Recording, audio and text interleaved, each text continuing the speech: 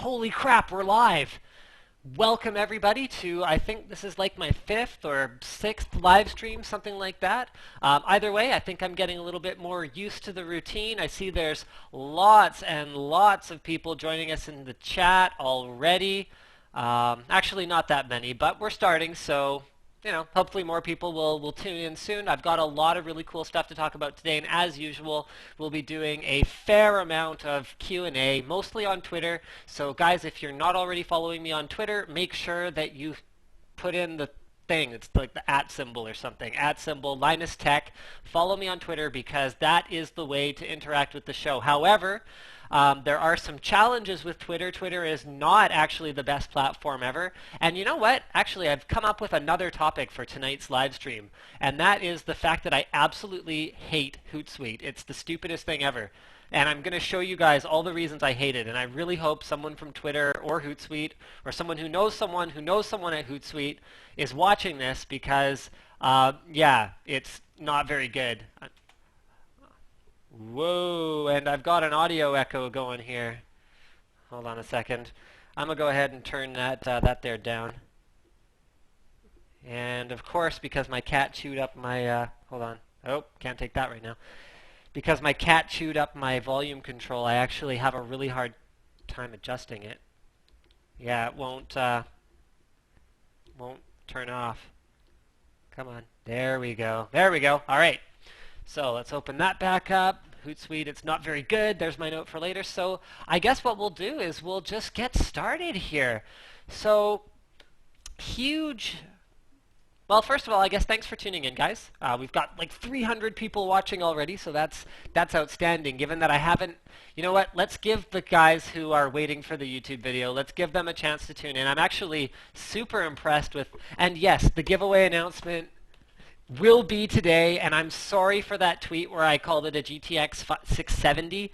It is not a 670. My bad. It is a GTX 660 Ti, which is also a perfectly good graphics card. And by perfectly good, I mean awesome. So yeah, we're going to do that later. And where was I going with that? Yes. Doing later. Oh, yes, right. My YouTube video isn't even up yet, so the YouTube viewers haven't even had a chance to tune in because the first recording I did, like I do a recording and then I upload that to YouTube so that they can tune in and then they can see the live stream. But unfortunately, the first one I recorded didn't have any sound, so I uploaded it. Unfortunately, I realized that it had no sound before anyone actually looked at it. And I mean, I know I have technical problems with my videos sometimes, but yeah, I'm trying to avoid them as much as possible. So let's see if I just want to make sure that video's up. Let's go ahead and check if the YouTube viewers are going to have a chance to tune in yet. Yes, it is up. There are 9 comments and 5 views, and poor this guy. I mean, what is this name? Here, I have no idea. I have no idea what this name is. Here, check this out. Like, I don't stand a chance of reading this. Anyway, he just wants to go to work, and I'm very sorry that my live stream is going to be interfering with work because that's very sad, and I hope that you do tune in either way. So I guess let's get started. Topic number 1 today is NVIDIA's Greenlight. I'd love to see on Twitter or on the chat, on Twitch, who here is familiar with what Greenlight refers to? Okay, Oscar says Venezuela says hi. That's cool, Oscar. Hi to Venezuela as well. Okay, Jason says, hey Linus, you're live. Is the speed of your RAM important to overclocking? No. Generally speaking, not really. It's less of a factor now that we have unlocked processors. So RAM didn't matter back in the day when AMD had unlocked multipliers, and then RAM mattered a lot in the socket 478 days. RAM was everything. Getting high performance, high frequency RAM was the only way you were going to get the maximum overclock out of your CPU. And then both Intel and AMD now have unlocked processors. So you actually don't even need to adjust your RAM speed in order to get whatever overclocking you want. Adrian wants to know how I know Logan. Honestly, I don't really know Logan. I've never met him in person. Just we've exchanged tweets and emails and YouTube private messages over the last sort of while here. That's about it. We only really know each other through like the YouTube brotherhood. So I'm late tonight. Brian, I am not late tonight. I was exactly on time. I was about as on time as someone could ever be for a live stream that starts when they show up. So no matter what I do, I'm on time. So no one, I'm not familiar with Greenlight. Oh, this is great. Greenlight is extremely interesting. So it started with the Fermi architecture cards. And what Greenlight basically is, okay, let's say Galaxy, for example. Galaxy, Colorful, Palette. Actually, I don't know if Colorful is a GeForce partner. I don't remember. Whatever. They're not in North America, so let's go with the GeForce partners. MSI, ASUS, EVGA, all of these guys, what Greenlight means is they create a design for a card. So if you guys aren't familiar with how an add-in board partner works, basically NVIDIA designs a chipset. So that's a GK 104, for example. GK104 is the chip that's on a 660 Ti. It's also the chip on a 670, a 680, and a 690, but there's two of them. So they have a chipset. Then they do a reference design where they take that chipset and they completely design a product around it. So they'll put on a amount of memory, they'll put like a suggested memory RAM speed, frequency, timings. They'll design like a power delivery system and they'll make a PCB for it. They'll do a cooler. That is a reference card. So it's actually designed in every possible way by NVIDIA, although NVIDIA manufactures nothing. NVIDIA's chips themselves are manufactured by a third party such as TSMC, and their cards themselves are actually usually, well, not usually, they're always manufactured by someone else as well. So when NVIDIA does like a new launch, for example, if they launch a reference GTX 680, that means one of their add-in board partners was probably contracted to produce all the reference 680s, which then the other partners have to put their sticker on, and they're kind of doing it as a favor for NVIDIA, so they probably don't make a whole lot of money on it and all of that. But that's okay. Reference design. Okay. Now, the add-in board partners are more than welcome to design their own many aspects of the GPUs. So you've seen, EVGA with their umpteen billion different versions of every GPU, where they've got a super clock and a super clock and a for the win and a for the win plus and a super clock plus and a classified. They've got so many cards. So some of those have different cooling solutions. Some of them have different clock speeds. Some of them have different power delivery, which will enable better overclocking. Some of them will have different amounts of RAM, so they might be 2 gigs, 3 gigs, 4 gigs, 6 gigs, doesn't matter. These are all the different things that the add-in board partners can do. They can add different display outputs. So great example was EVGA's 570 HD, where they actually added, and this isn't a 570, but they added a display port out, which none of the other 570s really had. They were mostly dual DVI with a mini HDMI. Another example would be Galaxy's 570 MDT, which actually had triple display outputs on a 570 before NVIDIA officially introduced that feature with the 600 series. Okay, so we got reference designs, then we have add-in board partner designs, and that's anything that was designed by someone other than NVIDIA and doesn't look like that standard NVIDIA card. Okay. So Greenlight means that NVIDIA has to approve or give the green light, the go-ahead, to any design that a manufacturer submits before it gets released to market. So what does this mean? There's a lot of different sides to the story, so I'm going to give you guys a little bit of the history of what's happened to bring the Greenlight program to light, to light recently. So number one is MSI's Power Edition cards. They're Power Edition cards, they're Hawk Edition cards.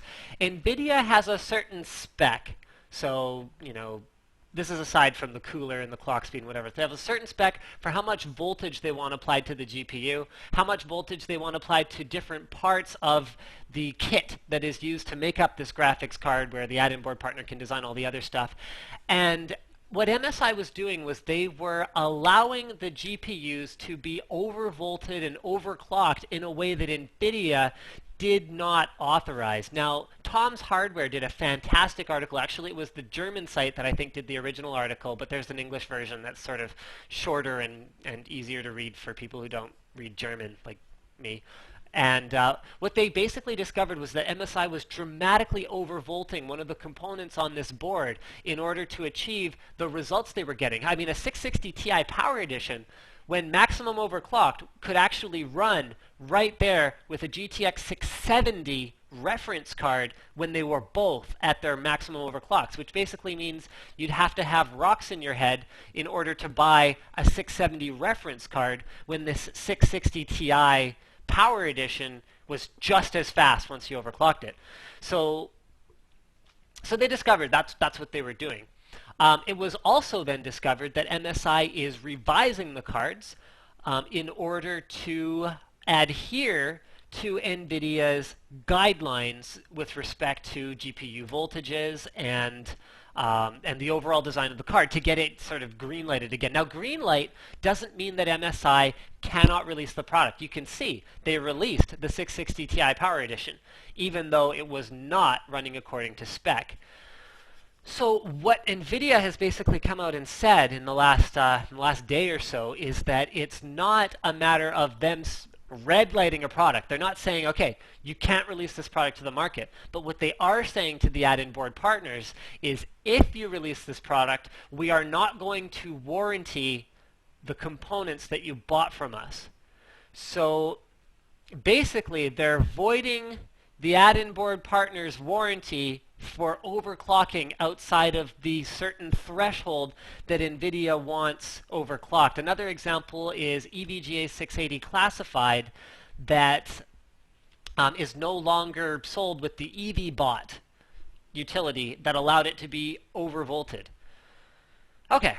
So a couple different ways to interpret this. Number one is you could kind of go, rah, rah, rah, rabble, rabble, rabble. NVIDIA is limiting the board partners in terms of what they can do, in the terms of the designs they can bring to market, the performance they can deliver to gamers. So that's one perspective. The other perspective is, this is from NVIDIA's camp, is that the Greenlight program is designed to improve the reliability and the consistency of the experience for GeForce GPUs for gamers. So NVIDIA has an internal philosophy that, and I agree with them 100% on this, that if your video card dies after a year or two, that's not a good thing.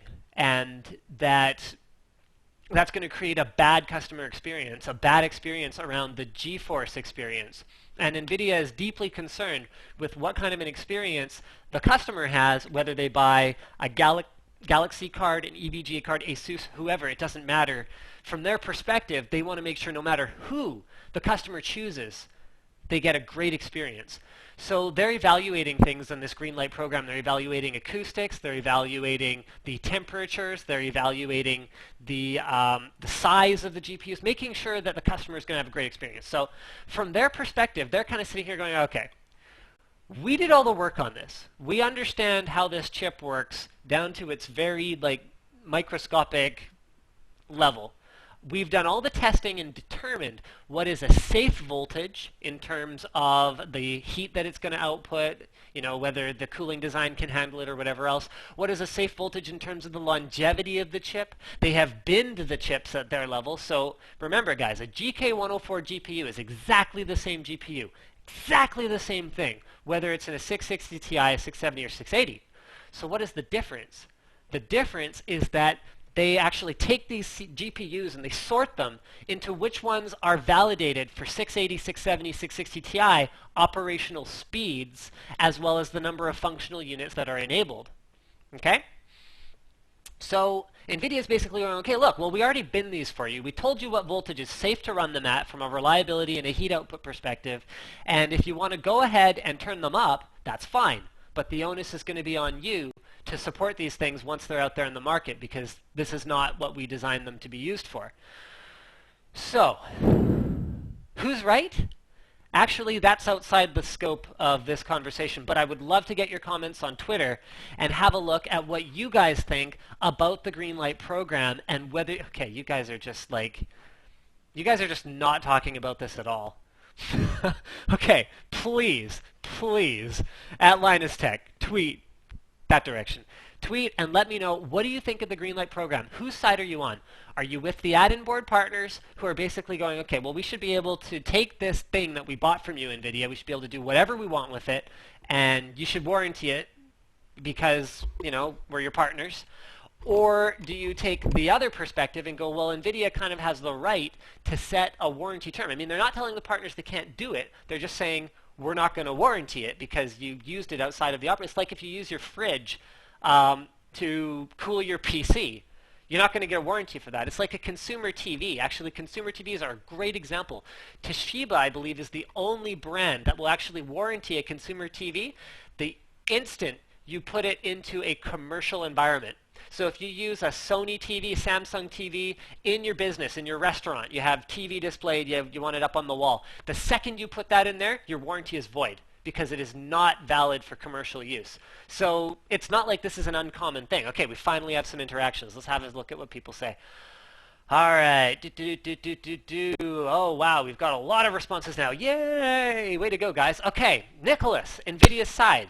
Riaz, we're not talking about that right now. Jordan, NVIDIA is taking a stand. I like it. They aren't limiting us. We still have both options. Now, Jordan, something I would bring up about your point here is that we actually don't have both options. Every partner that I'm aware of that had a SKU that was not warrantyable under Greenlight has pulled that SKU back. So effectively, by pulling the warranty out of them, they have removed those options from the market. Whether they're correct about it or not is sort of the debate we're having here, but we don't really have a choice anymore. So there, something to bear in mind.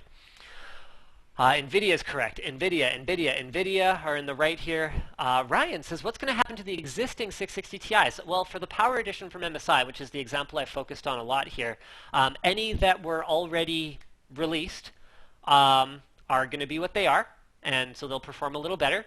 And then the new ones that are redesigned will be under the same name, they'll be the same SKU, and they'll have slightly less overclocking potential. You won't be able to crank up the voltage as much, and that will be that. Okay, Fax says NVIDIA has the right to control their warranty. Alex, I'm with NVIDIA. They shouldn't have to warranty something it's not designed for. So it looks like, by and large, you guys are all very much on the Greenlight NVIDIA side, which is very interesting because a lot of the time consumers, and I'm not going to generalize you guys here or anything like that, but a lot of the time consumers are not very quick to side with sort of the multi-billion-dollar international company. In this case, I can see it from both perspectives because what NVIDIA has effectively done is they've taken something the GPU partners have always taken for granted. They've always been able to do this before. And it's always been one of the ways that they can compete against each other because it's not like NVIDIA supports every partner equally. I mean, they try, they do their best, but it's like, if you have like 10 children, there's bound to be one that's your favorite or whatever else. So one of the ways that the GPU partners could use to differentiate from each other has been taken away. So I can see why particularly some of the partners that relied on this would be really upset. It's like, should your kids have an ice cream every Saturday? You know what? There's nothing wrong with giving them an ice cream every Saturday if they're being good. Are the kids wrong when they say, well, we're still being good, and the expectation was always that if we were really good, we were going to get ice cream on Saturday, and now you're saying no ice cream anymore? I don't know. I don't have the right answer here. But okay, NVIDIA's side. NVIDIA's in the right. Matthew says, say my name. That's creepy, dude. Creepy, creepy, creepy. Oh, wait, you didn't mean it like that. All right, what else we got here? So we've got about another 65 results, which means I can't read all of them, but I am going to do a quick skim here once I get down to, whoa, we have a lot of tweets here. Matthew something, I don't know, whatever. Let's just look at them. What is possibility to change motherboard? Is it going to be discontinued? NVIDIA is correct. NVIDIA is correct. Oh, I think I actually went past it. There we go. On NVIDIA's side, it's the partners that want to crank up the cards. Scotty, you're the first one to side with the partners here.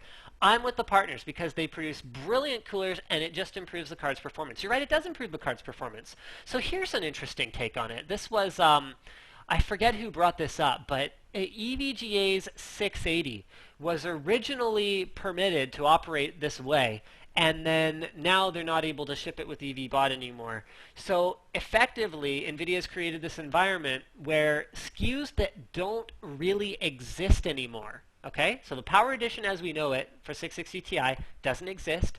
The 680 classified with all the overvolting doesn't exist, but SKUs that no longer exist have been used to set overclocking records and set an unrealistic expectation with customers. Did they do this intentionally? Did they not? I actually don't know.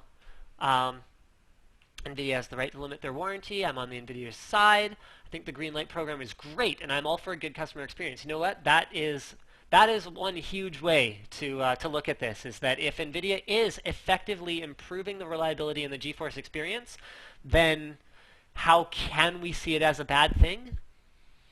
Hard to say. I mean, what if the partners basically said to you guys, here, we'll give you a BIOS that, if you register your card, we'll give you a BIOS that unlocks all of the overvolting options, and you'll forfeit your warranty. Would you guys do something like that? I mean, that might be the solution to all of this. MSI continues producing the Power Edition exactly the same way that they always have, and then they just kind of go, okay, well, we're going to ship it like this, with this BIOS that limits all this stuff so we can maintain our warranty, and then we'll give customers the option to, and I don't know how they'd track it, to be perfectly honest. I mean, this is all hypothetical, but we'll give customers the option to forfeit the warranty. That way, it's not on MSI's head what the customer decides to do with that card. And NVIDIA won't have to deal with it either. That way you're just taking responsibility for your own overclocking adventures, which is how it used to be, actually. I mean, overclocking used to avoid everyone's warranty back in the day, so. Okay, does AMD have a similar process? AMD, I think, is pretty much, they let the partners do what they want at this point. I mean, you look at something like the Devil 13 7990 from Power Color. I mean, that's a very elaborate design that went into that card, and they also... Yeah, they released it. Power Color managed to release it, so. I'm with NVIDIA, not warranting misuse. I'll take NVIDIA side. I want to look for anyone else who's on the partner side here. I think we only had one person side with the partners through all of this. NVIDIA's, oh, here we go.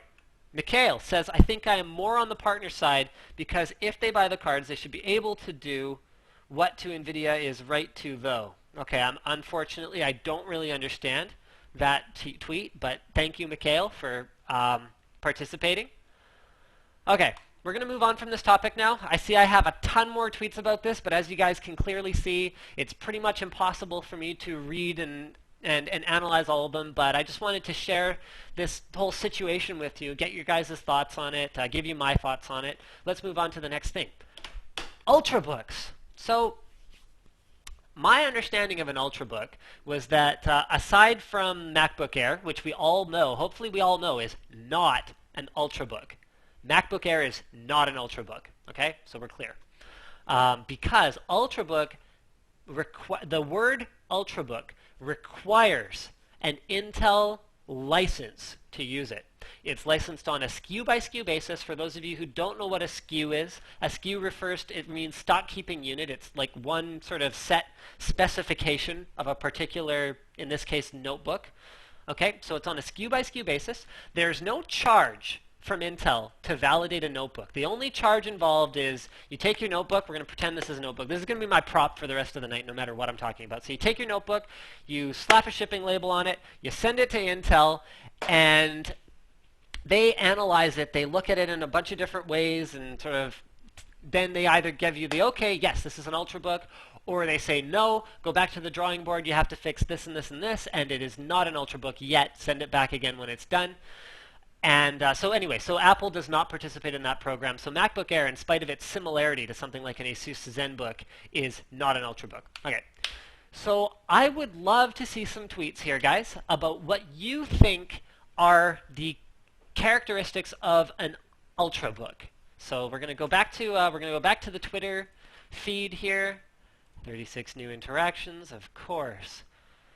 Of course there are 36 new interactions. You guys are crazy. You guys are awesome. Honestly, in the last week, I've gained about 4,000 followers on Twitter, which is outstanding.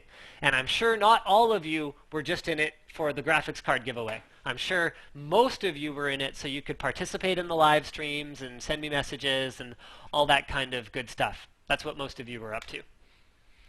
All right, let's see. Anyone got it? Okay, boo. Ultrabooks suck. Yeah, okay. Ultrabooks are cool. However, all right, here we go. So let's get into what people think of this whole Ultrabook thing. Zach says Ultrabooks are cool, but I would much rather get a more substantial customizable laptop. My response to Zach is, this is the direction things are heading, man. Whether we like it or not, Apple has set this trend with MacBook Pro, MacBook, and MacBook Air that's the direction notebooks are going. I mean, look at something like the Razer Blade. If that's not like an Apple aluminum unibody sort of inspired design, then I don't know what is. You look at Asus ZenBook. If that's not a MacBook Air inspired design, then I don't know what is. But anyway, moving right along. So Joseph, thin. You're right. Thin is part of it. Ultrabooks are overpriced. Slim and SSD. Nicholas. Okay. So slim, yes. SSD, not necessarily, but I'll get into that in more detail later. Joel says good quality. Good quality can be quantified in a lot of different ways. So again, don't worry, guys. I'm going to talk about this. Okay. High battery life, says Jordan. Fast, small, and light, says Derek. Ultrabooks are Intel laptops that are thin and light and good battery life. Joe, I love your picture. This is the second time I've seen you on the Twitter feed. I still need to know if that's actually you, though, because that's amazing. That burger is, well, it's literally the size of a man's head. Okay, battery life and thinness, Intel iSeries CPU, SSD integrated graphics, Ultrabooks suck, not enough power. Okay, Dom, we're sorry. 60 new interactions. Okay, I'm just going to take these 60. If you guys do want to participate in the whole like Twitter thing, I need you guys to like be on the ball on your tweets because I can only read so many of them. Slim and powerful, battery life, size and weight. Okay, I'm looking for a few different things here, guys, that I'm not seeing yet because there's way more to Ultrabook than I actually understood myself. But we had one of Intel's field guys in today, and he explained all the different aspects of things that Austin, you can watch the live stream after on the YouTube channel. So I can't redo the whole thing just for you. Ultrabooks are nice. I wouldn't buy one. So yeah, he explained all the different stuff that goes into it, and none of you are getting it, which is awesome because I feel a little bit better about me not knowing what an Ultrabook was about. Okay.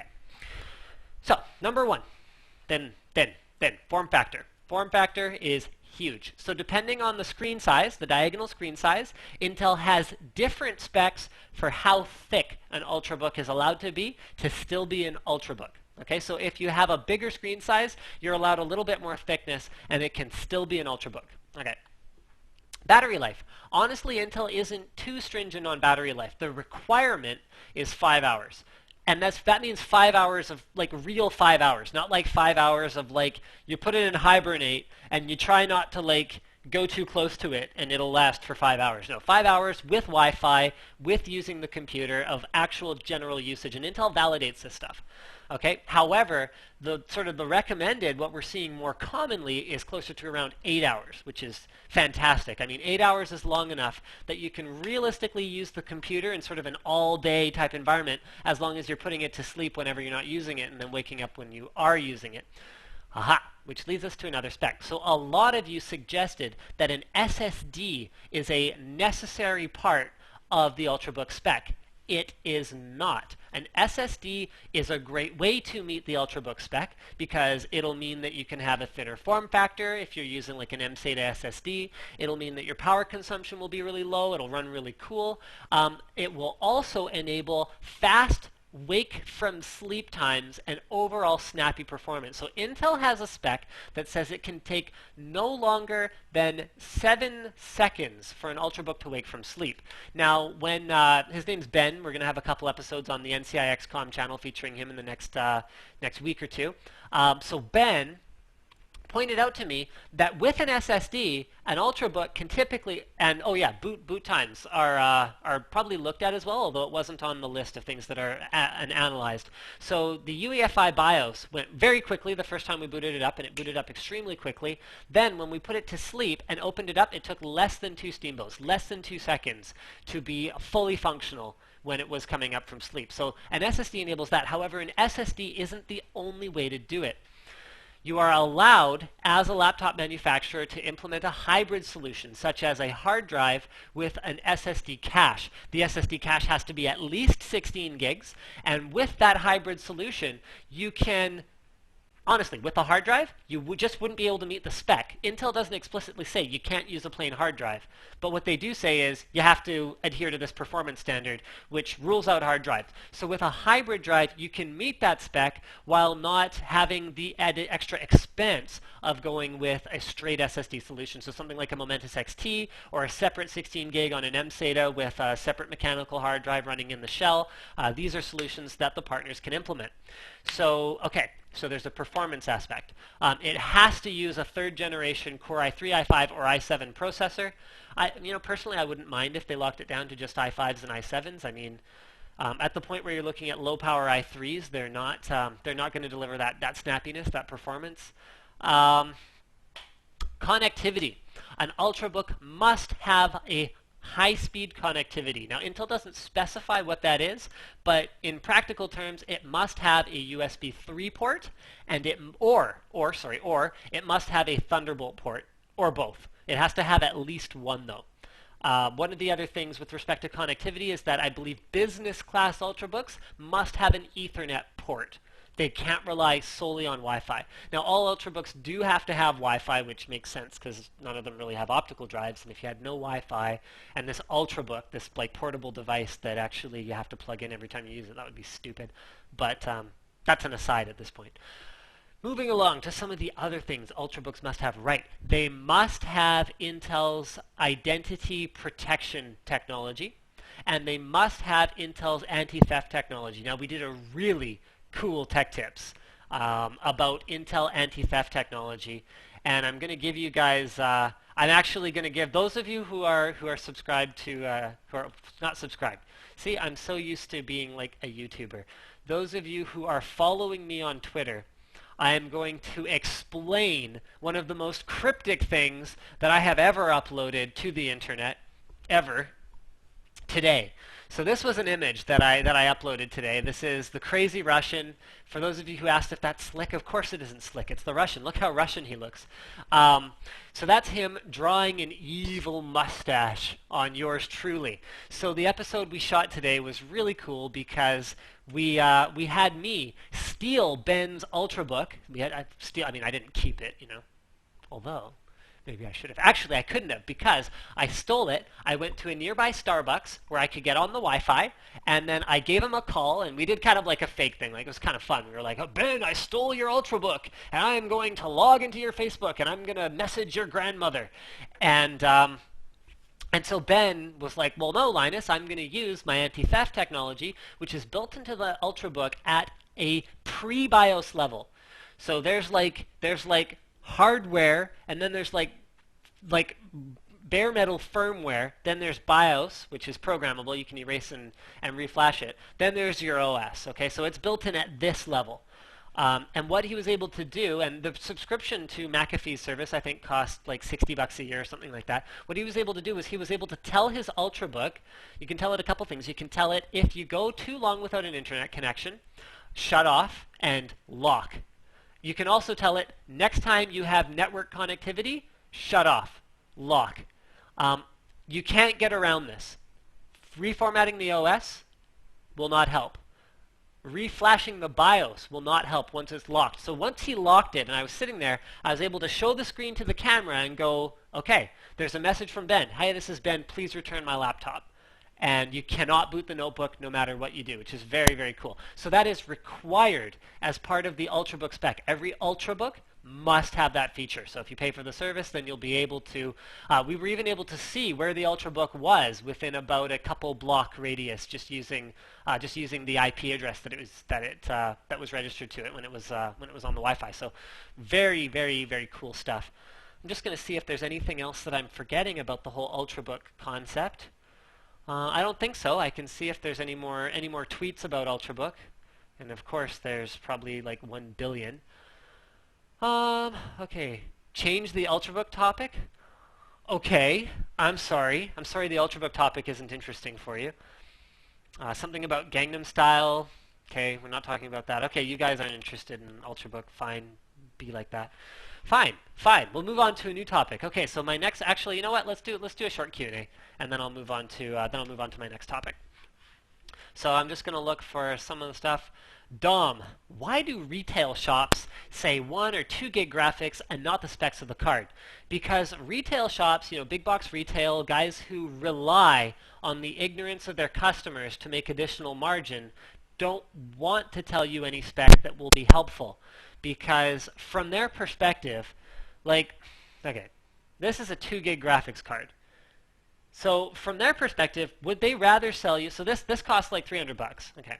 So would they rather convince you that the cheapo graphics card that they have, like let's say a GT 640 or something, that they want to charge 150 bucks for, would they rather convince you that that 2 gig card is as good as any other 2 gig card?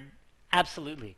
And because the customers walking into these places don't have the knowledge and the experience to know that the GPU, the memory bus, the amount of memory, the speed of the memory, the type of the memory, all of these things are way, way more important than the amount of memory on a video card. In fact, for any low-end to mid-range card, the amount of memory is actually almost totally meaningless because it doesn't have the GPU horsepower to back up that memory anyway. So with that 2 gig frame, I mean, okay, you could take a GT 640, you could put a 4 gig frame buffer on it. There's no reason you couldn't do it.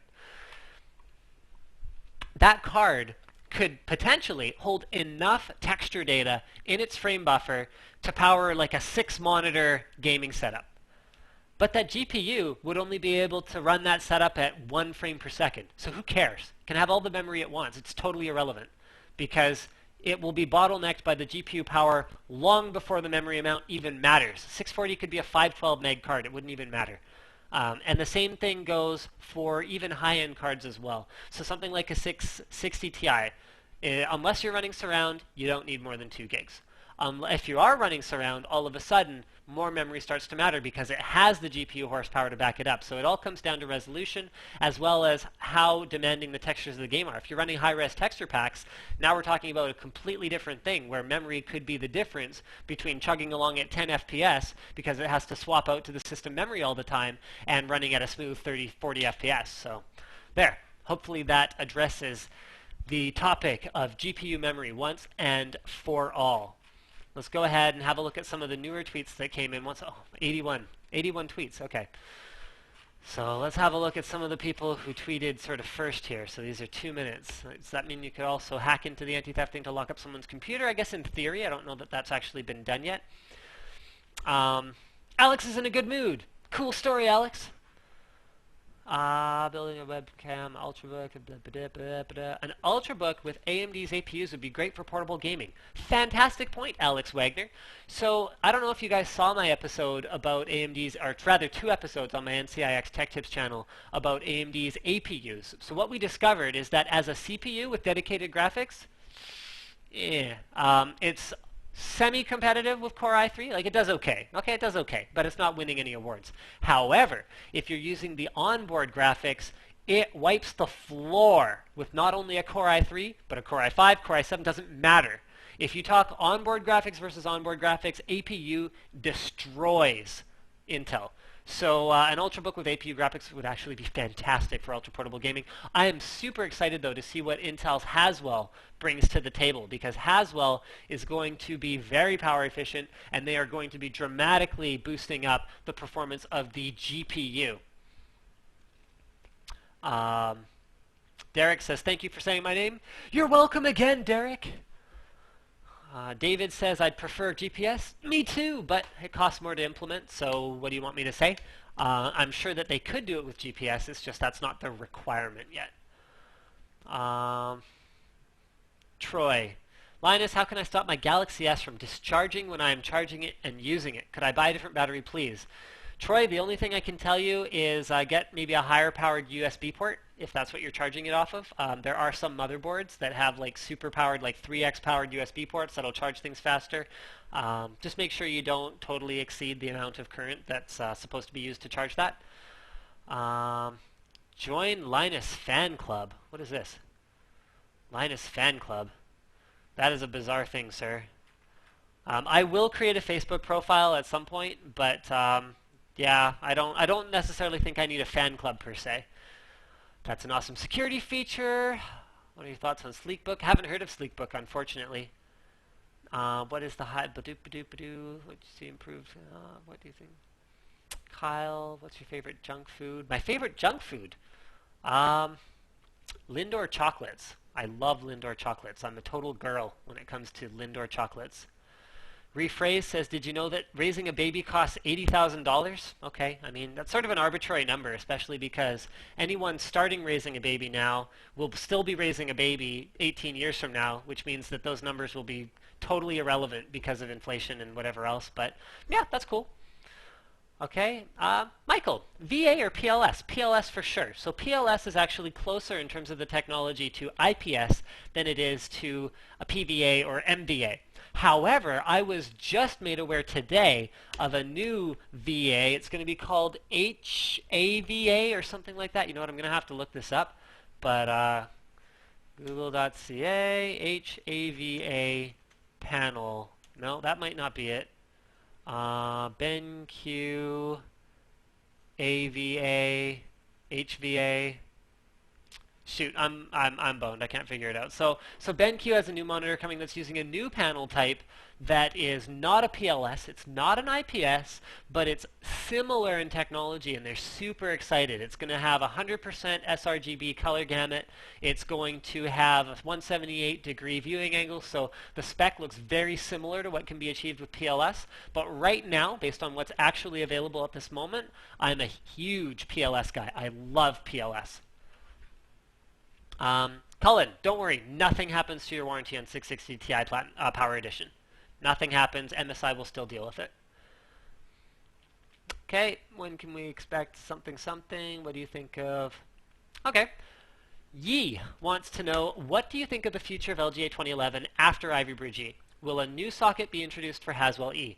Right now, I don't think anyone knows. For those of you who don't have the context for this question, LGA 2011 is now 2 generations behind LGA 1155 in terms of the CPU architecture.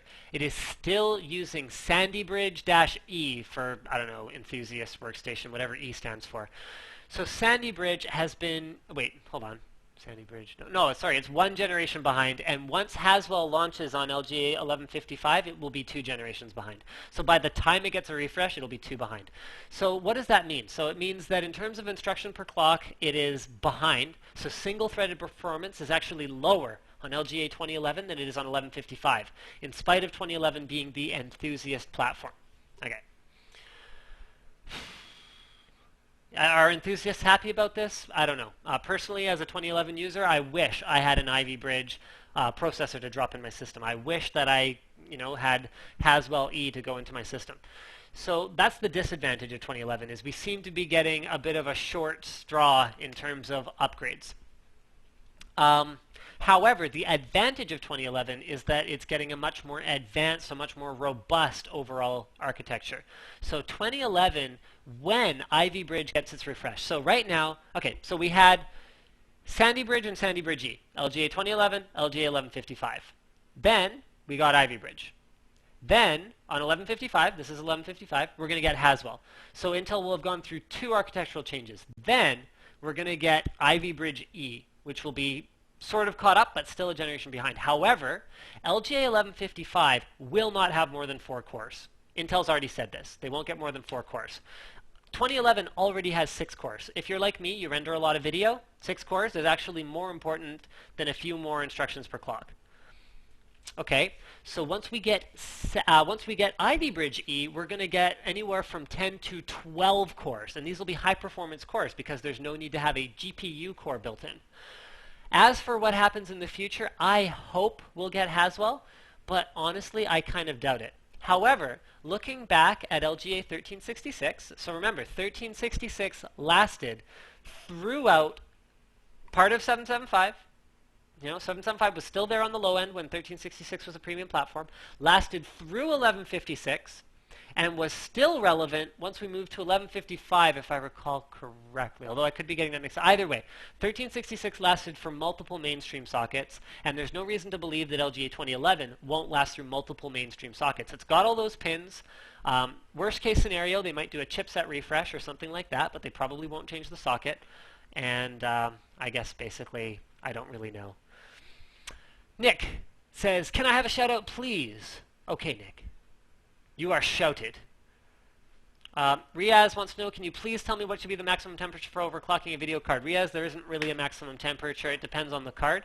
So unfortunately, it's one of those questions that I know you've tweeted this at me a few times, but I don't really have an answer. Most modern cards are good up to 90, 95 degrees, and they're actually designed to run like that. However, you can see what Intel and AMD have been doing with the last couple generations, improving the power efficiency and improving the temperatures, that they're probably not trying to have their GPUs run so hot anymore. Thank you, Matt. I'm doing well, and I hope you are doing well as well. Ah, yes! Amir! Great question. This is one of the other topics that I wanted to launch into, so we're going to go ahead and do that now. Why is Quad SLI a terrible idea for a gaming machine? And I should clarify, Amir's question is actually not as terrible. So he wants to know, would you recommend 2 GTX 690s or 4 GTX 680s for extreme benchmarking? Easy answer, 4 GTX 680s. The reason for that is they overclock better than 690s, although that's not as true anymore, so you'd have to find ones that overvolt. Along the lines of that Greenlight topic we were talking about earlier. And just the fact that in terms of thermals, you'll be less limited because you can use better cooling on them by having them separated. Now, forget extreme benchmarking. I have a lot of people ask me about anything beyond two-way SLI. So three-way SLI, four-way SLI. They'll say, "Hey, is this a good idea? Should I get dual 690s? Should I get quad 680s or triple 680s or whatever else?" Okay, so a few things. So number one, power consumption is going to go through the roof. Number two, the actual performance you gain. I did a great video about this. The actual performance you gain from three-way SLI. Oh, shoot. There we go. 3-way SLI Linus. Let's try searching for that here. So the actual performance you gain from three-way SLI from two-way SLI is actually very small. You guys should check out this video that I did a while back. So this was GTX 690 versus three-way 670. And yeah, you should definitely check that out. It's kind of an analysis of the scaling of these GPUs as well. You don't get much in terms of performance. Now, if you go, okay, Linus, I don't care. Money is no object for me. It doesn't matter. I am willing to blow this money on these GPUs. I want to have a great gaming experience. I want the maximum FPS. To which I would reply, wrong. You're wrong. That's not what you want. You do not just want maximum FPS. There is more to gaming. There is more to a high-end system than throwing more graphics cards into it. So I see people, and dual 690s, I guess, is less ridiculous than triple and quadruple cards for this reason. We've only got 7 expansion slots on even your highest end board, something like an ASRock Extreme 11, where they actually managed to implement 7 slots on a 2011 board. That's your best case scenario. If you install 3 graphics cards, never mind 4, where there'll be absolutely no slots left. If you install 3 graphics cards on most motherboards, you'll have no slots left over, or you'll have like a PCI slot or something stupid due to the way that they do the slot layouts. If you have 4 graphics cards, you'll have none. So let's assume you have none. Where's your sound card? Where is your RAID card? Where is your anything? Your HDMI capture card for streaming your gaming, or your for casting, or whatever else. Most importantly, where is your sound card?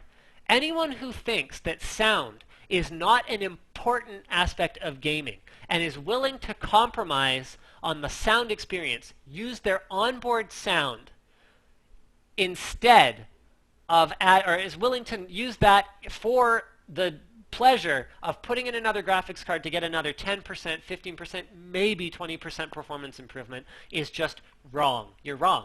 Because a huge part of a cinematic experience, whether it's movies or games, a huge part of your immersion is the sound experience. Why do you enjoy the movie theater?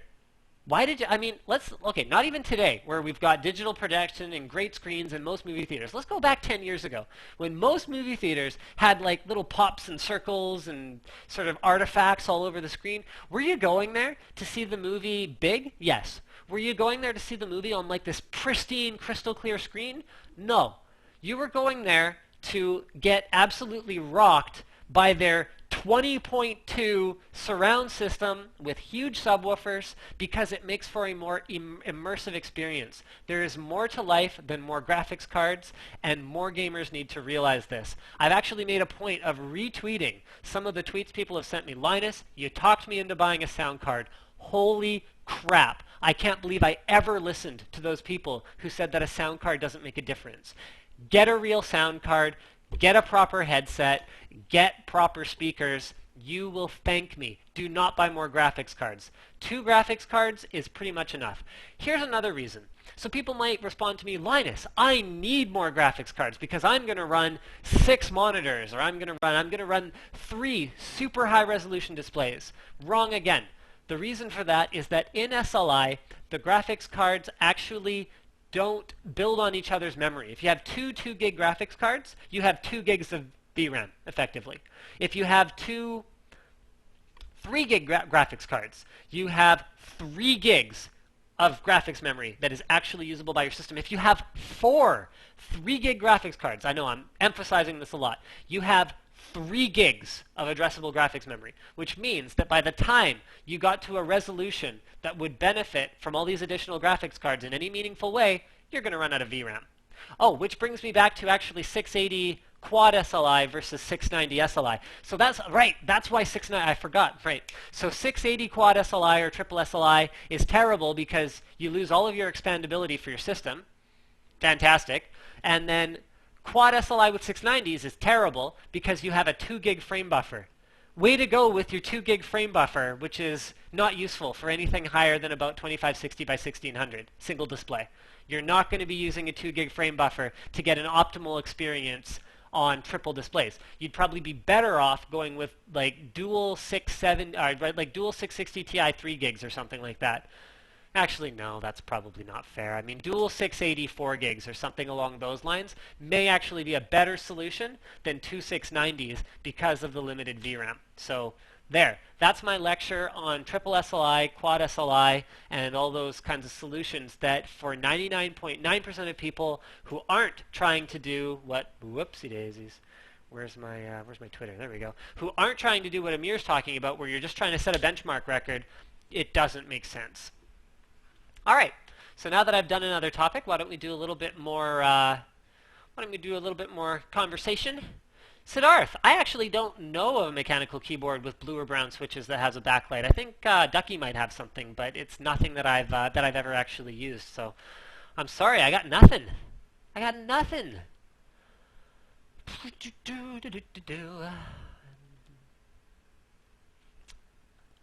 This is funny. Alex, great suggestion. Actually, this is planned. Alex writes in, can you do a giveaway where we have to make a Nerd Rage video and you judge them and pick the best one? I haven't announced this in any way, so this live stream will be the first time anyone's hearing about this, but Corsair is actually sponsoring a contest. I'm going to have 5 K90 keyboards, so these are like $100+ mechanical keyboards, backlights, macros, the whole works, cherry red switches.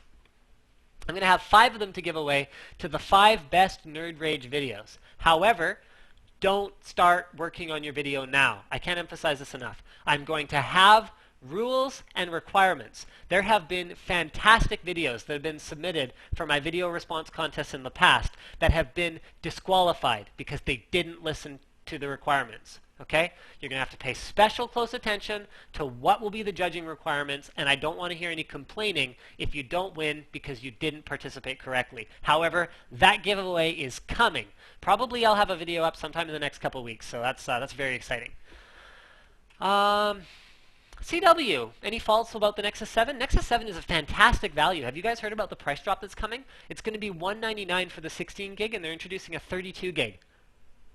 Holy crap. Like, it makes it like the best value ever. It has a Tegra 3 processor, which is actually fast, unlike, well, Tegra 2 was not that fast. GPU-wise, it was pretty good, but CPU-wise, honestly, my Galaxy Tab 10.1 is kind of not generating a great user experience for me these days. Thank you, Caleb. His name was Big Something. What else we got here? Dale. I get a lot of questions about this. What power supply would you recommend? This is sort of the general question. So I'm going to answer Dale's specific question. When I'm SLIing GTX 660 Ti's, I have 3 200mm fans and maybe a Corsair H100 or 150. Dale, you haven't given me nearly enough information. If I'd read your entire tweet before I started reading it out loud, I probably wouldn't have responded to this question because the information you're giving me is totally useless. I know you have two 660 Ti's, which means you need at least a 700, 750 watt power supply. However, you haven't told me what CPU you have. You haven't told me, well, anything else. Like, are you running 10 hard drives in here? Are you going to have a whole bunch of different powered peripherals running off the back of the USB? Are you going to be overclocking? Fans consume like nothing. People who tell me, like, who ask me, what power supply do I need? And they tell me all the fans they're running in their system. I'm like, all those fans, maybe like 2 watts out of your power supply. Totally irrelevant. Totally doesn't matter. Same thing with the Corsair H100. It doesn't really consume a significant amount of power. So, shout out to South America. I almost said South Africa. Shout out to that too, but you know. Hisu says, why do people mistake earphones for headphones and vice versa? I just wanted to get that point out there because it's annoying. Okay, Hisu. 272 new interactions. You guys are killing me here.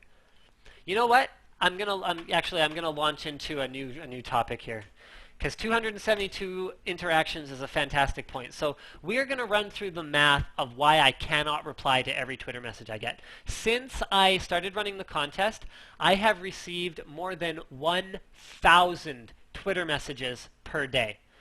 Twitter actually has a hard limit of 1,000 tweets that I can send out per day. So that means if I sat there and typed at my computer and literally replied to 1,000 messages, I would actually get my account, like I've run into it a few times in the last week. They'll just say, you have reached your tweet limit, you cannot tweet anymore. Okay.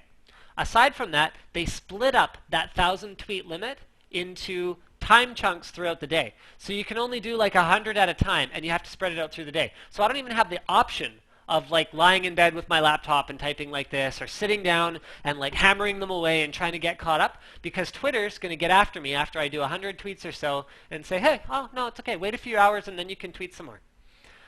So for those of you who are upset that I wasn't able to reply to you, or you're tweeting me and I'm not responding to you, you know what? I'm going to do my best. That's all I can do. When I have some time, I'm going to fire up my phone, I'm going to fire up my laptop, I'm going to hammer out some tweets. But beyond that, there's just nothing I can do. The sheer volume of messages I receive. Like, guys, think about this, okay? Go and read a tweet and then like reply to it and then time yourself. Now times 1,000 every day. I have a full-time job. I have these videos. I have a live stream. When I do a live stream, it's going to completely wipe out my place where I was, and it's going to absolutely destroy any progress I could have possibly made at catching up, because in this live stream alone, I've already received well over 600 tweets. So I'm sorry, guys. I do my best. It's all I can do. It is not mathematically possible for me to reply to the tweets, and that doesn't even get into the point that once I reply to a tweet, that person usually tweets me back, which means that what was 1,000 tweets, once I reply to them, is probably going to turn into more like 1,500 once I have to reply a second time, and then maybe even, let's say, half of those people again reply to me again. So now every 1,000 tweets is actually probably more like 1,700 tweets by the time I'm actually done addressing the person's question. So this is why I think I need a forum. This is why I think I need a way for you guys to interact with each other and not just me, because I will die. Speaking of which, Twitter. I mean, if you guys want to sort of find anything at Linus Tech and throw in your own answers, that would be great. That would actually be immensely helpful for me, because I can't reply to them all on my own. All right, what else we got here? Tiny the Boss says, hey Linus, how come you haven't posted a pic of your kid sitting in front of a PC yet? I actually have taken one, but you're right, I haven't posted one yet. I'll see if I can find it. I'm not sure if I know where it is, because my wife keeps track of all the baby pictures and all that. Newer says, what do you think of the GTX 660? Because I'm trying to build a gaming machine that isn't that expensive. GTX 660 is a good option, so is 7870. You should look into both of those. Nick says, I saw the Asus VG2. You know what? I'm not going to read the tweets. I'm just going to do this. Why am I doing this? Editing looks great. What program does Diesel use? Diesel uses Adobe CS6. So everything you saw done previously by myself or by Slick was done using Vegas, Movie Studio, or whatever the cheap $100 option is, because I'm super cheap. So he's using a real editing software that he brought his own copy of, and that is one of the reasons that the NCIX Tech Tips episodes have had a higher standard of quality. He also knows how to use After Effects, which is like voodoo magic to me. So, Phil, great question. There's really nothing that special about a 3960X compared to a 3930K. It used to be that the Extreme Edition was somewhat justifiable because it was unlocked, so you could break benchmarking records, and if you really wanted sort of the EPing of having an Extreme Edition, then that was cool. But a 3930K has a little bit less cache, a little bit lower stock clock speed, and other than that, it actually overclocks exactly the same. So we're talking performance within 1%, 2% of each other once you overclock them both to the max. So I've never recommended a 3960X to anyone. People do buy them. I mean, people buy them. It's cool. Yeah, I mean, go for it. You want to be extreme? Buy Extreme Edition. But yeah, it's not something that I've ever really recommended. Can you talk about micro-stuttering? You know what? I can't talk about micro-stuttering. I don't see it. Micro-stuttering is one of those things that bothers some people a lot more than it bothers other people. It's like motion blur. Motion blur drives me nuts on monitors. Lots of people can't see it at all. So, Eric, if I had to, would I rather fight one horse-sized duck or 100 duck-sized horses? I think I could take the horses because I'm a lot taller than them. And if they're the size of a duck, I mean, all they'd really be able to do is kick me in the ankles. I've actually been kicked by a horse before. And before the obvious joke, that explains a lot. Table slapping, that's a knee slapping joke right there. Before you make that joke, it was a baby horse. Well, not a baby. She was a couple months old. But my family, we lived in the boondocks, and we had ostriches and pigs and horses and all kinds of crazy stuff. But we had a baby horse. So one of our horses, we bred her, and her baby's name was Trixie. And Trixie and I had a little disagreement once about whether she was going to walk with me or whether she was not going to walk with me and she was going to go off on her and do her own thing. So I gave her the business. If you guys have horses, you give them you pull down on their halter and you kind of go, look, no. You get them to bring their head down. The head down is a submissive posture for a horse, so you're forcing them a little bit. Okay, no, look, you're going to be submissive. It doesn't matter what you think about this. So when they put their heads up, rear up, that's aggressive. Okay, so she surprised me, and she pulled away really quickly. And then she started doing that whole bucking bronco, up and down thing. And she was, going up on her front legs and kicking her back legs out behind her. And she actually nailed me right in the head. So she got me right about here. And I'm lucky there's no scar because it did bleed. She got me pretty good. This is one of the 2 times in my life that I have seen my entire vision just I'm going to simulate it. I've seen my vision just start to, okay, wow, look, this thing, look, whatever. It starts to go, wow, this thing gets light even if I cover it completely. Okay, whatever. That's the only 2 times in my life that my vision has actually gone, okay, come on. Focus. Focus, focus. You got this. There we go. That my vision has gone black. So one of them was when I had blood drawn from me when I was super, super sick and I just about passed out on top of the nurse. And accidentally, of course. And then the other time was when I got kicked by this horse. So what happened was I was standing on my feet. She kicked me in the head. I blacked out.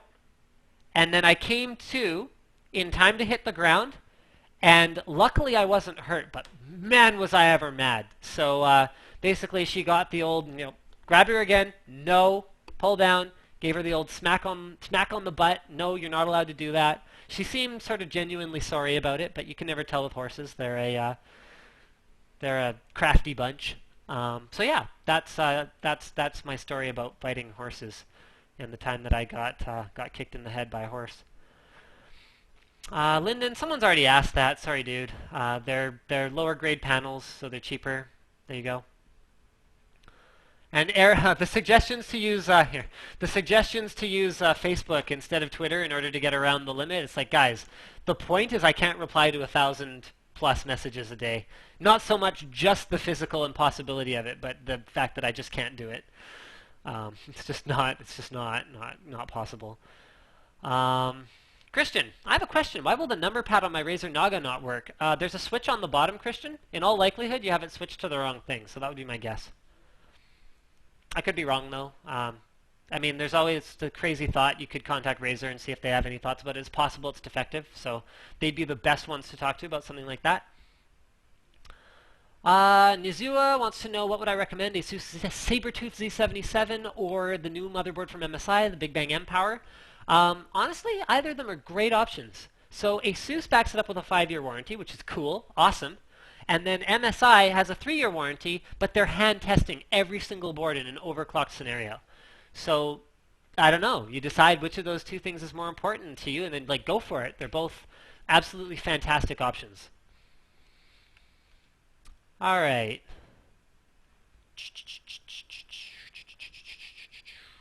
Brandon. There we go. Fantastic question. When does a motherboard really affect, with an A, Brandon, really affect performance? The answer is sort of complicated. So there's a lot of ways that a motherboard can affect performance. So in terms of the features that it delivers.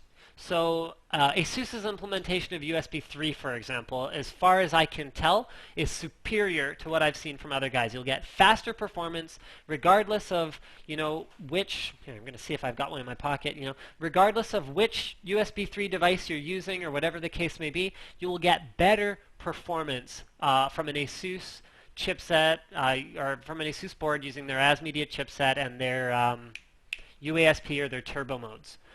So that's one of the ways a motherboard can affect performance. It can affect performance in terms of just what features it has enabled. So if you want to run dual graphics, SLI, Crossfire, you better get a motherboard that supports it. Otherwise, you won't get that performance because you can't install those things. So there's that. It can affect overclocking, which means like if you have a better power delivery system, it runs cooler. You're going to get slightly better overclocking results.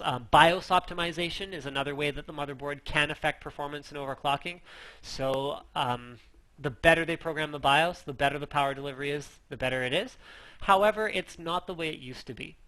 It used to be, back in the socket 478 days, back in the socket A days, that you could actually like run gaming benchmarks on one motherboard versus another motherboard, and you might see a 10% spread in terms of performance, which these days, totally unheard of. It doesn't happen anymore. At the same speed, at the same frequency. That's what I'm talking about. And that was because of the way that the manufacturers were designing the board. I mean, they were doing so much more work at the BIOS level because they had to optimize for the communication from the FSB between the over the FSB between the CPU and the chipset, and then from the chipset to everything else, including the RAM. The second that the integrated memory controller came along with the Athlon 64, the second that the memory controller was taken off the chipset, all of a sudden, there was less differentiation in terms of performance because there was nothing the motherboard manufacturers could really do besides routing the traces really cleanly to the memory banks that would affect the way that the performance was going to play out, because it was no longer being relayed by anything. There was no like tweaking they could do to this chipset. There's just this integrated memory controllers built right into the CPU. So there's that. And I mean, even then though, PCI Express, AGP, these were features that could differentiate boards, better implementations of the graphics ports was something, whereas now, especially on the Intel platform, even PCI Express lanes are implemented at the CPU level. So what's not implemented at the CPU level now? There's a few things. So there's USB 3, which is on the South Bridge. There's SATA, which is on the South Bridge. So really, anything that's built into the CPU, there's not much the motherboard manufacturers can do about it besides helping you tweak more overclocking speed out of it. Everything else, now, okay, so yeah, onboard graphics was another way that motherboard manufacturers could differentiate. Now that's built onto the CPU too. So really, there's not a whole lot left. They can build in things like SAS functionality, like Gigabyte's done with the X79S UP5, things like Thunderbolt, so connectivity, more USB 3 ports, better USB 3 implementations, better sound implementations, such as ASUS has done with the Maximus 5 formula. These are the ways that these motherboard guys can really differentiate from each other. But in terms of performance, you sit down, you play a game, performance, there's not much of a delta anymore. Oh, dude, do you have to have that Twitter name? It's like I hardly even want to reply to your message. But what reason would make you end your YouTube career? Good question, I guess. I haven't really thought about it. I have zero intention of stopping making videos on YouTube. If anything, I feel rejuvenated these days because it was a huge milestone for me to hit that, like, just huge. I cannot express how awesome it was to hit that 200,000 subscriber milestone. I mean, back when I started doing this, I would look at guys with 50,000 subscribers or 100,000 subscribers, and I'd be like, wow, that is amazing. If I can ever get there, I will be so grateful and I'll be so happy. And I'm there now. And I mean, now I'm looking for the next. I'm looking for the next level. I'm looking for 500,000. I'm looking for 1 million. I mean, it's always about taking it to the next level. And it was just really exciting to get to one of those milestones that I'd really set for myself. One of the first milestones that got me really excited was the day that and this goes back to Logan, because I think he was still on the project at the time. But the day that I passed Tiger Direct Blog for the number of subscribers as well. They've still got more views by a long shot, but it's fun. It's friendly competition. I mean, I have nothing against any of those other YouTube guys. It's just it's kind of fun to play that game. So speaking of that game, one of the things that's also rejuvenated me lately is check this out. So since I hit that 200,000 subscriber mark, not only has it not slowed down. So this is Social Blade. I know this isn't the best one. VidStats X is sort of better, but this gives me, I'm just used to the interface here. So check this out, guys. So before I hit the 200,000 subscriber mark, so you can see here, this is my total number of subscribers in this column. I was averaging kind of 300 subscribers a day. This is an anomaly. I think YouTube was doing a correction. When I hit that mark, all of a sudden, whether it's people spreading the word more, whether it's you guys supporting me and telling your friends to subscribe to Linus Tech Tips, whether it's people who just see that 200,000 number and it feels more credible to them, or whatever has happened over the last little while, I've been absolutely overwhelmed with the additional support. I'm averaging more like a growth rate of 400, 450 per day, which gives me all the encouragement that I need to keep the project going. No matter what. So I want to keep talking tech with you guys. I want to keep producing videos. In fact, who knows, maybe sometime in the next few months you might see me even ramp things up to a completely new level. Spoiler alert. Stay tuned. I can't give any more details than that right now, so don't even ask. What do we got? Let's go back to Twitter, shall we? Actually, you know what? No, we're not going to go back to Twitter yet. I'm going to have a look and see if there's any of the other topics that I wanted to cover. So why four-way SLI is a bad idea? This is something where I actually don't have the answer for you guys, but this is the most confusing thing in the world to me. So we're going to go on a little voyage of discovery here, and I'm going to talk about what exactly is the cost structure of displays. So I'll be back in like 2 seconds. I just have to go get something.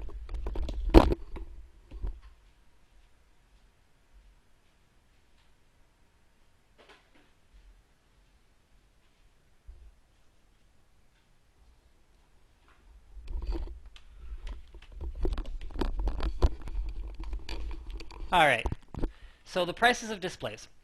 What sort of prompted me to think about this was the fact that one of my buddies pointed out to me that he saw a 40-inch TV that was in the neighborhood of like 400 or 450 bucks. 1080p TV.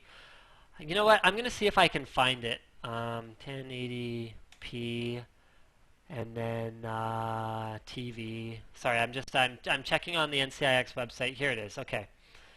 So 40-inch TV, I'm just going to copy this too. Okay, maybe you guys can help me figure this out because frankly, I don't get it. So we're going to switch to this view here. We're going to go ahead and we're going to pull up a 40-inch TV. Okay, paste. Okay, here's a 40-inch TV. Toshiba LCD TV. I can tell you right now, there's no such thing as a TN panel TV. So this is some kind of a VA or something. It's not a TN panel. It is $400. A 40-inch TV is $400. Okay. So why is it that a 40-inch TV at 1080p resolution Okay, bear with me here, guys, because I'm going to go on sort of a wild ride here. Why is it that a 40-inch TV at a 1080p resolution costs more than a 1080p, I'm breaking everything, 1080p LCD VA? So let's look for a VA panel.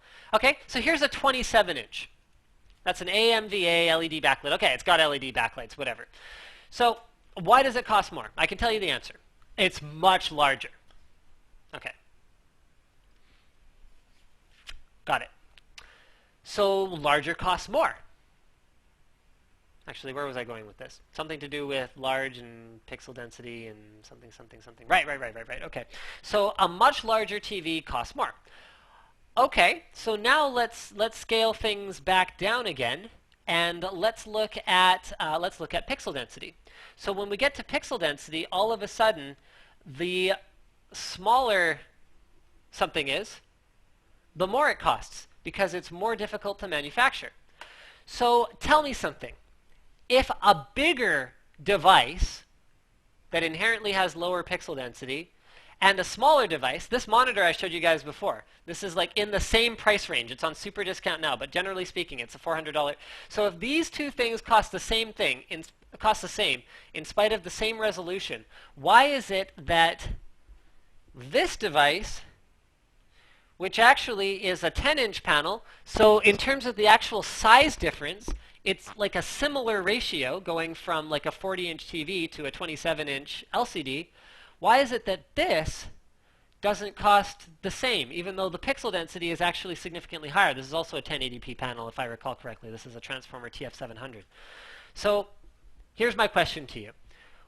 What is actually affecting, how is it that we can produce a 40-inch TV, which is vastly bigger, for the same price as this LCD, and we can't produce... You know what? I had a whole thing sort of in my mind about this, and I've sort of just totally lost my train of thought. So I'm going to give up on this topic. But the point is generally, what affects it? Is it size? Is it pixel density? I can't quite figure it out, because it doesn't seem like the cost scales proportionally when we increase the size, and then it doesn't seem like the cost scales proportionally when we decrease the pixel density or increase the pixel density or whatever else the case may be. I mean, did you know that iPad Retina display replacement IPS panels actually only cost like $100 if you buy them from, I don't know, it's like laptop repair or screen repair or something.com. I give up on this topic. I'm sorry. It's actually getting kind of late and I'm kind of tired, so we're going to move into something else. And this is something that I really did want to talk about. Paul's Hardware and Awesome Sauce News are two new YouTube channels that you guys should totally subscribe to. If you're not already subscribed to Raise the World, so I'm going to just, I'm going to bring up all of these YouTube channels here and Raise the World. Okay, so this is one of them. So this is Logan's channel from Tech Syndicate. So he's actually growing pretty fast, and things are going pretty well over there. Awesome Sauce News is Kyle from that horrible store in the U.S. So he's doing his own sort of vloggy style videos, and I wish him well, but I think he's only got like 100 subscribers or something like that. See, there he is. Look how sexy he is. Okay, and then finally we have actually this one. I haven't seen what Paul's up to, but Paul's Hardware is another channel that you guys probably want to check out. If you enjoy what I'm doing, then you're probably going to enjoy what these guys are doing here. So Paul only has one video. He's already produced only half as many videos as Kyle. So yeah, way to go, Paul. I hope you're watching. Wow, look at this. 43 dislikes and 0 dislikes. Just for that, I'm gonna like the video. So he now has, I don't know. Thanks. Share it with your friends. I've actually never liked a video on YouTube, to be perfectly honest. I'm not much of a YouTube watcher. I'm just more of a YouTube maker. What other topics do we have? Yes. I've had a lot of people ask me about my new gear that's coming. So if you're not familiar with my new gear conversation, I blew over 10 grand on new gear. So I have an FS700 camera coming, which is going to be awesome.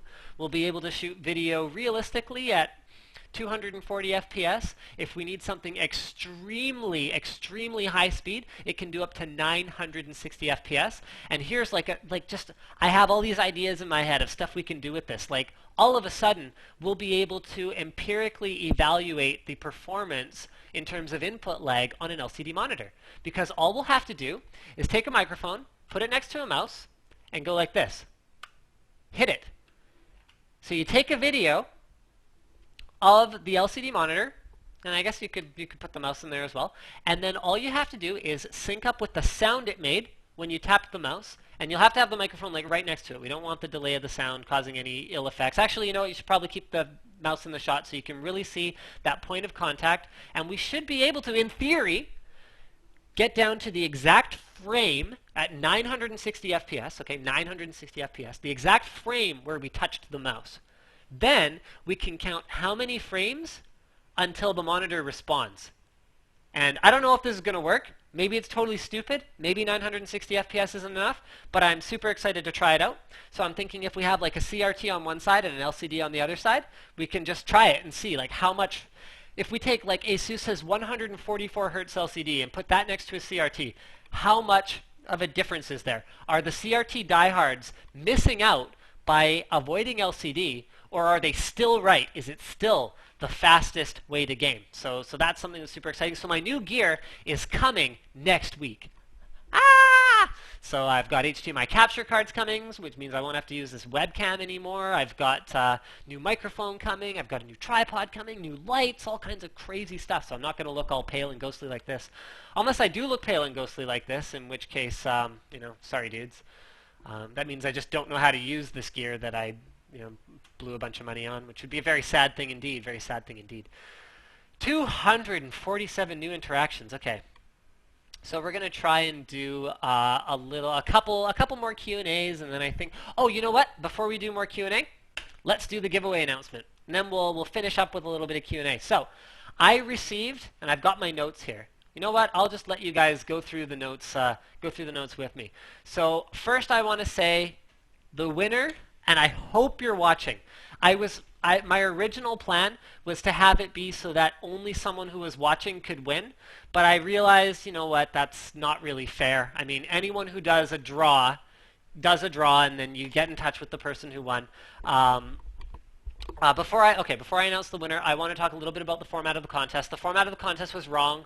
My original idea was that the first one to complete the task should win. However, I made some mistakes in the task that made it so I couldn't really do it that way. So I required people to format and punctuate the secret phrase, which they had to jump around to different videos and check out and discover, and then unjumble. So the secret phrase, I wanted them to format it exactly the way I did. Unfortunately, I formatted it incorrectly. So the secret phrase was, I finished the quest, where's my swag? And I had a period on the word quest, and I was missing a question mark on the word swag. What I also didn't realize when I was creating the challenge was that I finished my quest, where's the swag would also be a correct way to solve the puzzle. So instead of taking the first person who replied exactly the way that I had it written, which took, there were over 100 correct, sort of correct, like not what I had in mind, but correct responses where they added a question mark or they switched around the and the my before the one who formatted it the way that I had wanted in my head for it to be formatted, and I didn't think it was fair to do it that way. So what I did is I took all the people that did answer it correctly, I dropped them all in Excel and then generated a random number, and the winner is, can I get a drum roll? Can everybody drum roll, please? Bernard Yip! So that's your email address. I'll email you if you're okay. We have to go to Twitter though. So there's some notes here. I'm going to go to Twitter after. Bernard, if you're on Twitter, please message me or email me again. I can have a look at my email on the other screen. Let me know if you're watching. I hope you're watching, and I hope you're excited because you are going to be the proud owner of a GeForce GTX 660 Ti. And the shipping's free. Don't worry about it. I'll cover the shipping even though it's expensive. Do you guys have any idea how much it cost me to ship the Duke Nukem NVIDIA prize, which was a GTX 580, I think, 480, something like that, 580 3D Vision monitor, and a copy of Duke Nukem, $500 it costs to ship that to the winner. $500. Unfreaking believable. So anyway, okay, I'm going to have a look at my email over here. And in the meantime, so yeah, okay, these were all my notes for everything I wanted to talk about. So I accepted any of those answers. So with or without punctuation, and with the and the my switched around, I did end up requiring the period because there were already so many people that did have the period in there that, yeah, it ended up having to work that way. Now, the way that I'm going to do it next time, in order to make it more fair, especially for people in other time zones, I feel for you guys, is I am going to leave it for a couple days, maybe 2 or 3 days. I might have a longer treasure hunt so that it's more difficult, but then what I'll do is I'll give you guys a couple days, and then I'll have everyone submit, and then I will do a random draw, and I'll make that very clear from the beginning. I'm sorry that this wasn't better organized, and yeah, so you know, hey, congratulations to the winner, and I don't see an email from him yet, but you know, hopefully he'll get in touch soon. And thank you guys so much for participating. It's just been awesome, and I think that wraps it up for the giveaway. We've got 6 minutes left, so let's do some more Q&A. And that is the most terrifying thing that I think I've seen today. That is horrible, dude. He says, I think I've made the best t-shirt ever. And by best t-shirt, I think he means the t-shirt that will, like, get him kicked out of places. That's awful. That's just, I'm going to go ahead and favorite that. That's terrific. All right, Daniel, talk about non-reference graphics cards and fully custom liquid cooling. What happened to your personal X79 build? Daniel, I had an update on the X79 build not a week ago, so I'm still working on it. I'm hoping to get it done in this calendar year. Talking about non-reference graphics cards and fully custom liquid cooling, unless you have a manufacturer in mind that has already made a water block for your non-reference card, if you want to water cool your card, get a reference card, because it's very difficult these days to water cool a video card without a full cover block. And full cover blocks do not work on non-compatible cards, so it just doesn't work that way. Esteban, what would you recommend? Gigabyte X79 SUP5 Wi-Fi or whatever, okay? Or ASRock X79 Extreme 9, X79 SUP5. That, I mean, asking me that is kind of like asking me, what would you recommend? The motherboard that you're using, which is, that's the motherboard I'm using, or some other motherboard. ASRock is not one of my preferred motherboard manufacturers. So I prefer ASUS MSI and Gigabyte, so I would definitely go with the Gigabyte option there. Marcus, if you were to build an LG 1155 PC today, what motherboard and CPU would you choose? You know what? Great question, but there's a lot of different answers. And I'm going to tie this into what one of the other guys here asked. I saw something about talking about ITX gaming. If I was going to build an LG 1155 PC, I would want to take advantage of the fact that it can fit in a very small form factor. So I'd probably go with something like an ASUS P8 Z77i Deluxe. Okay, so that's a Z77 ITX board. Then I'd go with something like an external sound card, like, you know what, I don't have it next to me anymore. So you can't use the onboard sound on that, it's terrible, but, well, it's not terrible, but it's onboard sound. So I'd use some kind of external USB DAC and as a headphone amp and all that kind of stuff, so I'd do that. And then I'd probably go with a 3570K, because I'm assuming this is for like a portable gaming machine. And then I'd throw probably something like a 660 Ti in there. So, hey, Bernard, there's my recommendation for what you should do with this card. And then in terms of case, I'd probably go with either that Cooler Master one that I just unboxed, the Elite 120 I think it's called, or I'd go with a Silverstone FT03, which is a sweet case. The mini one, FT03 Mini. Joel, what do you like so much about the TJ07? It looks like it's showing its age to me. Something that is timeless and classic doesn't age. A TJ07 ages like a fine wine, or like a perfectly cut steak. It is showing its age in terms of features, which I can fix. I can cut cable management holes. I can throw in mounting for whatever it is I need to put in it. But you cannot fix beautiful design. And I love the unibody shape. I love the size, the efficiency of the size.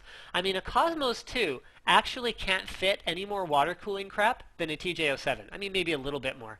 But when you look at the difference in size, it's the efficiency of the layout of the internals that makes the TJ07 so appealing. You can fit all this water cooling crap in there, and it's still not that big. Like, it's big, but it's not that big. Brian, is there a sound card you can recommend for a balance between gaming and music enjoyment? Honestly, anything from the Asus line, the Zonar line, is going to be awesome. If you're using headphones, get one with a headphone amp. If you're using speakers, get one that doesn't have a headphone amp because it doesn't matter. And then as for a balance between gaming and music enjoyment, good sound is good sound. I've always taken that philosophy about it. Maybe to the most extreme of audiophiles, there will be some difference between a gaming optimized sound card and a music optimized sound card. But the reality of it is, if it produces clear sound, deep bass, rich mids, clear highs, if it does all of those things, it'll be great for games, it'll be great for movies, and it will be great for music. Did I say movies or music? Whatever, all three. All right, 1 more minute left. So I am going to take the next tweet, the tweet that's at the top. This is sort of going to be my thing, where I take like the top tweet. I'm going to click it now. Michael, great question, Michael. This is a fantastic question. Why do TVs have 240 hertz plus and not monitors? Fantastic question. Michael, TVs are doing this, okay? This is your leg. This is them pulling it. Your 960 hertz or 480 hertz clear motion or whatever it is they're doing on the TV is not a 960 hertz panel. It doesn't work that way. You are not actually seeing 960, or let's use your example. So your example is 240. You are not seeing 240 image refreshes every second. HDMI is not even remotely capable of carrying that kind of bandwidth. Even the new revised HDMI is not capable of carrying more than 1080p 120 frames per second. That's the one with the faster processors on either end and whatever, 1.4A or something like that. Who cares? HDMI sucks. But what they're doing is they are not just refreshing the image. So let's say here's your motion, okay? So something's moving across the screen like this. These are your frames, okay? So instead of just doing this, so let's say we got 4 frames. 1, 2, 3, 4 to show you the motion. In between each of those frames, they are flickering the backlight. And that plays a trick on your eye that makes, so if they go 2 flicks and 1 frame, 2 flicks and 1 frame, 2 flicks, 1 frame. It plays a trick with your eye that makes the motion look smoother, but also has sort of a strange effect that makes it look unnaturally smooth to some people. So when you see someone saying this is a 240 hertz TV or 480 hertz TV, they are referring to the modulation of the backlight, not to the refresh rate of the actual LCD panel. So that's a really important clarification. That's why there were so many 120 hertz TVs out there that people were talking about, or they wanted to buy, or they were even mistakenly buying with the intention of running 3D vision or something with their graphics card, getting a middleware driver, and they're trying to do this only to realize that their 120 hertz TV was only a 60 hertz panel. It wasn't even capable of displaying a left and a right image at 60 hertz for each eye with 3D glasses. So fantastic question, and thank you very much for asking it. Thank you guys so much for participating, those of you who are here live. And don't forget to subscribe. Well, okay, anyone who's here is probably already subscribed to Linus Tech Tips, I think. If you're not already following on Twitter, make sure you follow. I know that I'm not able to address, look, there's 100 more interactions now, guys. Sorry, there's nothing I can do. But I know I'm not able to address all the questions, but I do my best. I do try, and there's a chance that you'll get through. And sort of, think of it kind of like calling into a radio show. There's a chance you'll get through. And what I really need is 4 operators, kind of out there, filtering these and sending me all the best questions. But I'm just one guy right now, so yeah. Thanks so much. Here's to. I wish I had a glass, but I'll settle for this. Here's to 200,000 subscribers, and here's to 200,000 more. And thank you guys for being with me every step of the way. And good night.